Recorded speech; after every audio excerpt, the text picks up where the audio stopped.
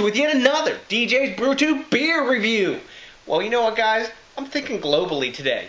You know, I've been outside, been barbecuing my ass off, got the pork shoulder and the chicken smoking out there, and I said I need a refreshing beer, so I'm going to go down to the dungeon, kick back for a couple minutes, talk with my BrewTube buddies, and have me a beer. So what am I going to do to think globally today? I'm going to go to Würzburger Hofbrau, and I'm going to have their Julius Echter Hefe-Weiss beer. And this beer is out of Würzburg, Germany, as the brewery name suggests, and it's a year-round serving Hefeweizen beer. Now, Echter means real, so they're saying it's their Julius Real Hefeweizen beer. And why are they saying it's real? Because they promote a lot on the bottle that it's made under the Reinheitsgebot, or German purity law. So, this beer is 4.9% ABV and 12 IBUs. And you know I love me some Hefeweizen. So, let's get the top popped on this, get it in the glass, and get it in my belly. No, I don't have a Weizen glass today, but I'm going to use the Swiss Army knife of glasses, the Pokel, which is also a German innovation, I suppose, I'm drinking. Oh, nice hits off the top. Plenty of smoke. Really cool crown on the Julius Echter. So, this is nice and fresh. I know it's perfectly in date. Why? Because the date's right here on the front of the bottle. Easy to read. That's how they should all be, right, guys? So, let's get this one in the glass. Ooh, pouring out nice and cloudy. Just like a Hefeweizen should be. Leave a little room for the nose to get the smell going there. So, look at that, guys. Really nice, cloudy, golden hued beer with more orange and brown tones to it than yellow.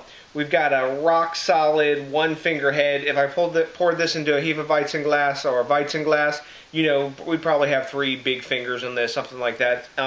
Super dense bubbles in this, not sudsy whatsoever. When I swirl it, I'm getting some clingy glass lacing as we expect. No alcohol legs at 4.9% ABV, but this is meant to be a sessionable beer. So, man, really nice looking. Let's get a nose on this, see what's going down. Big banana and clove. Sweet on the sweet side, too. Some Hefeweizens are more on the, like, less sweet, more hoppy side in the aroma, but this is the sweeter banana clove side. Yeah, that spice definitely has a nice sweet aroma to it, and the banana is quite pronounced in this. It must be their yeast strain throwing all that fun. Smell a bit of the wheat in there. Of course, it's a wheat beer, but man, prototypic smell with a bit more sweetness than usual. Let's get a taste on this and see what's going on there.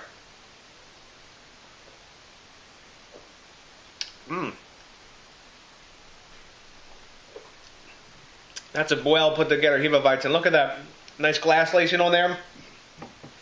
As opposed to the nose, it's less sweet spicy than the nose or the aroma is, so it must be the hops they're using. They're throwing some like floral sweet aromatics in there as well. Really nice smelling beer, super easy to drink. We could drink this from top to bottom, no problem at all. And I think it's a really nice Hefeweizen.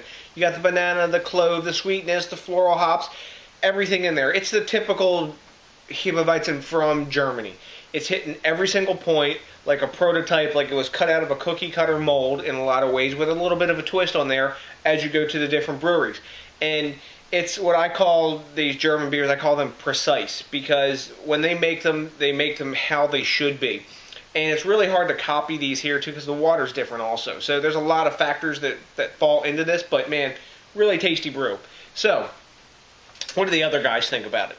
Rate Beer is giving it 85, which I actually think is a pretty fair grade, and Beer Advocate's giving it 89, which is like sort of that high B+ range.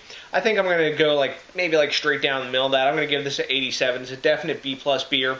It's a nice beer. It's real tasty, easy to drink. I might try their Dunkel version of this also, because those are fun to drink sometimes as well. But if you guys see it, it's a beer worth trying. It's not the Weinstefana Hefeweizen beer, and maybe not as good as the Eyinger, but it is a really super solid beer, and it's better than probably 99% of the non-German produced Hefeweizens out there. So, anyways, guys, thanks a million for watching. I appreciate each and every one of you, and I'd be really happy if you do me a big favor and think globally. I'm thinking globally. I'm a German beer today. You got to drink locally. You got to support the craft beer movement. Keep this thing growing, guys, so we have more and more variety, and we can keep having fun on a hot day while we're out barbecuing, and we can kick back and chill with a beer. Until the next time, guys, that's a big damn. That's a big peace out.